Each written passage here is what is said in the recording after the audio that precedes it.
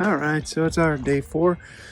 Day 3 was a great ride up the LaSalle Loop Trail, or road, I should say. It's not trail, but we went up into the LaSalle's, checked out an overlook down into Castle Valley, which was absolutely gorgeous. It was a fun, leisurely drive that, we just didn't really film a whole lot, just cruising up the road. Then after dropping into Castle Valley, we drove up into the Onion Creek Road and traveled up their ways and had lunch before heading back to town. Overall, that was a great day, but today we're going to do some more wheeling. We're on Poison Spider Trail today. Looking to have a great time, so let's hit that trail.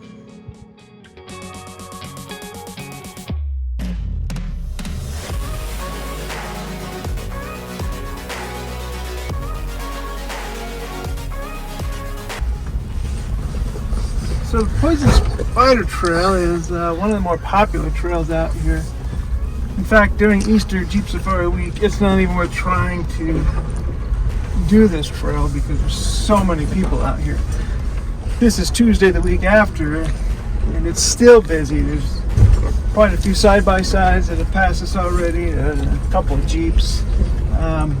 Just from the air down parking lot, we're not even a quarter of a mile into this trail yet. So. But it is a good trail. It's a middle of the line on difficulty. And it's kind of just an old fan favorite, so we like to do it. It's very rare that we do attempt to do it because, like I said, it's just so busy that sometimes it's just not fun to try and do it. So, but we're gonna have a great day today regardless.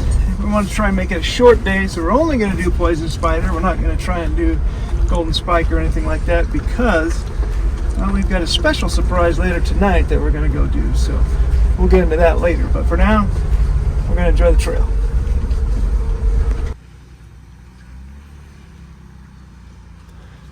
You know, I can remember a time when the first mile of this trail was nothing. It was a couple of switchbacks, some steep grades. No big deal. But over the past few years, this thing has gotten really torn up, and it will now get your attention. The first couple miles of Poison Spider are where you're going to find the most difficult parts of the trail. And I don't know. Part of me doesn't like it because I remember what it used to be, but at the same time, it keeps it interesting, I guess. But be prepared for that. So the first couple obstacles on this trail have been really dug out. They were bad last time I was here, but they just keep getting worse. You used to never have to use the spotter to get up any of that stuff, but it is extremely torn up, and it definitely changes the rating of this trail quite a bit. However, I will say this is probably the most difficult trail that we've done in the Bronco, and wow. So far, I'm impressed. It's still smooth as a button and is going everywhere I point it. So I'm extremely happy about that. The bumper does stick out a little further than I would like, so we did catch it a little bit more than I had hoped.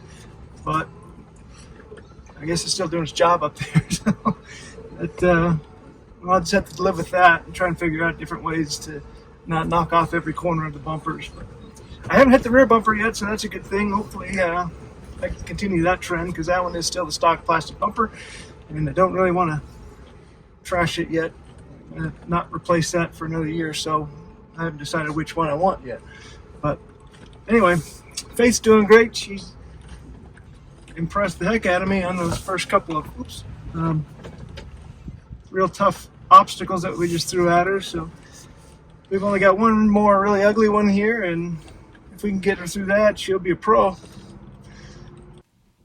I think what makes Poison Spider such a popular trail is the perfect mix of obstacles, the difficulty of the obstacles, and the scenery. This trail is rated a 6 on the Red Rock 4-wheeler scale out of a 1 to a 10, and it'll challenge you, but it's pretty good for beginners. In fact, for some reason, it seems to be that we have a crazy knack for breaking people into off-roading on this trail. This is Faith's most difficult trail that she's done, so it's her first real, Jeep trail from Moab. And we did the same thing with my in-laws years and years ago when they first started coming with this. This was their first difficult test as well, and so I don't know. Maybe this is somehow our proving grounds for the newbies. I don't know what it is, but either way, it is one of my favorite trails, and yeah, it's a must-do when you're down in Moab. And that last obstacle is called the waterfall. Not too challenging, but coming up around the next corner, we make kind of a sharp S-turn, and then we get to a fairly decent little climb that, again, at one time was nothing. It used to be a little slick rock bump, and now, if you can believe it, this whole thing used to just be sand over the top of this rock, and now it's nothing but slick rock. So that's 20 years I'm talking about here of kicking sand out of this thing. But again, the trails change constantly down here. But none of us had too difficult a time, and then we found our way to the wedge, or wedgie, for a customary drive through it. Again, not too difficult, but good to have a spotter if you don't know where you're going, because you can do a pretty good wheelie here, or possibly even tip one over on its side.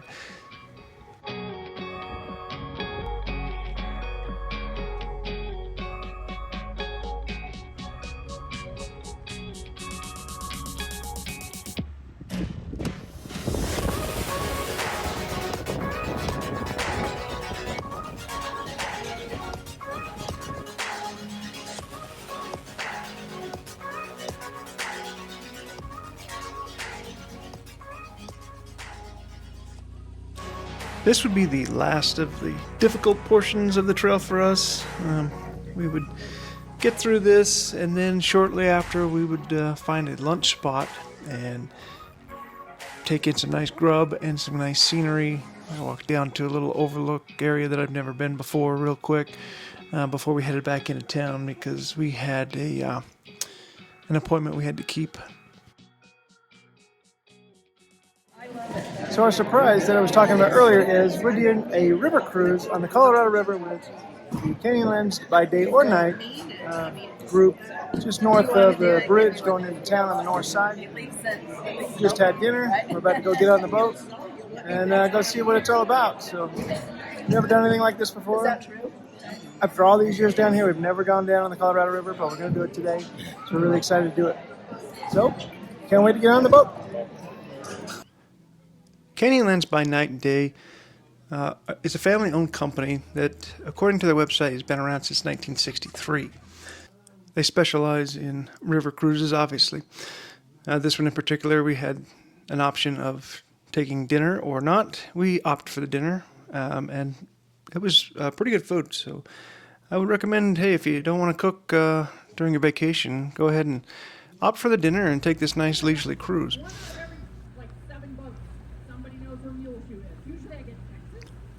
Not far after lunch, we cross underneath the river bridge. This is on the north end of Moab, where Highway 191 comes into town. Along the way, you actually pass the location of the very first bridge that was crossing the Colorado River, at least what remains of it, which I didn't know what that was. It has been there, obviously ever since I've been going down there and never paid attention to it. It's just old, rundown stuff, so it was fascinating to hear that. And that is what they specialize in the first half of this river cruise. Well, that and arguing about what characters rock formations look like ETs and Baby Yodas and dragons. It was all good fun. And just like these base jumpers are having, I guess. I'm not sure if it looks fun or not, but you do you. As somebody that didn't really play in the water growing up, we were dirt junkies, there was something very peaceful about just kind of cruising this river. It was, the temperatures were decent, the weather was good, we had a good clear sky, and it was just nice. Somebody else just kind of driving us around, and you could relax. It was quite serene. I enjoyed this part of the cruise the most, I think. These canyons have always been beautiful to me, but we're about to see them in a different light. Literally. When the sun goes down, that's when the real show begins. The lights come on in the canyons, and it gives you a completely different perspective of what these rocks look like. Coupled with even more history of the area, going back to the Native Americans, this was a very enjoyable show. There are no lasers or flashing lights. This is strictly just floodlights that are beamed up against the canyon walls, and you can actually kind of watch as the shadows creepily change shapes and form to different rocks as they drive up the canyon, and it's a unique experience to say the least. All the while, a pre-recorded show is telling you even more about the area's history, back to Native Americans and the first settlers here. It's a lot to take in, but I also didn't find myself listening so much to the show, even though it was interesting information and I was pulling stuff out of it. I was just more sitting back and just kind of looking at this canyon wall. I don't know, it was just a unique experience. And then, of course, as the sun continued to go down and it got darker, the stars were coming out, and you are reminded of how small Moab really is. You know, living in the big cities, you don't get to see that many stars out in the sky. Here in Moab, you can still see the stars. So it almost is a shock when you look up there and oh yeah, I'm in a small town, and it's gorgeous. So I enjoyed just sitting back and taking it all in and not really worrying about a whole lot. It's quite a relaxing time. Now, if this looks like something you might want to do, make sure you get your tickets well in advance, because they do sell out fast, especially in the busy part of the year. Cost for us was about $100 per person with the dinners, and they cannot allow children under 4 years old to go on this. So keep that in mind, but I would say go for it. It's a great time. Well, I hope you enjoyed this video of us playing in the rocks and taking this leisurely, lazy river run. And I hope I've sparked an interest in you. Maybe this might be something you want to do. But until next time, have a great, safe week.